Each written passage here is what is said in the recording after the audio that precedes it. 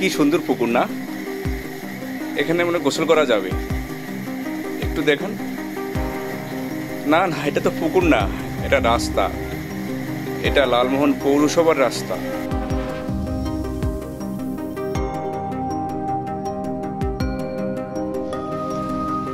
এটাও লালমোহন পৌরসভার রাস্তা, বেশি দূরে নয়, একেবারে উপজেলার সংলগ্ন নয়নিগ্রাম যাওয়ার রাস্তা। আগেরটি দেখিয়েছিলাম সেটি পুরাতন লঞ্চঘাট রাস্তা। লালমোহনের জনগুরুত্বপূর্ণ অনেক সড়কেরই এখন এই দুরবস্থা। পৌরসভার বর্ণালী সড়ক, সবুজবাগ সড়ক এবং উপজেলা থেকে নয়নিগ্রাম যাওয়ার যে স্বনির্ভর সড়ক, গুরুত্বপূর্ণ কয়েকটি সড়ক আজ এই অবস্থায় বিরাজ করছে। লালমোহন উত্তর বাজার, মাছ বাজার যাওয়ার রাস্তার কথা নাই বললাম।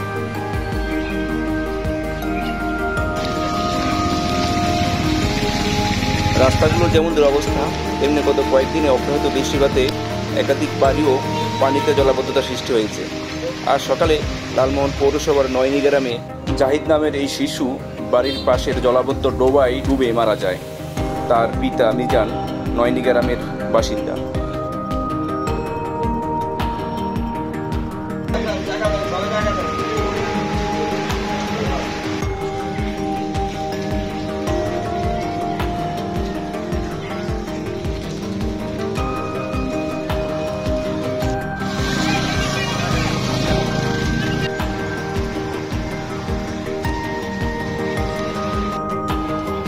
গত কয়েকদিনের টানা বৃষ্টিপাতে পৌরসভার রাস্তাগুলো এখন পুকুরে পরিণত হয়েছে।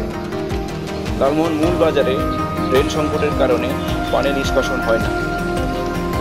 ঘরের চারপাশে জলাবদ্ধতার কারণে পানি নিষ্কাশনের কোনো সুযোগ হয়নি।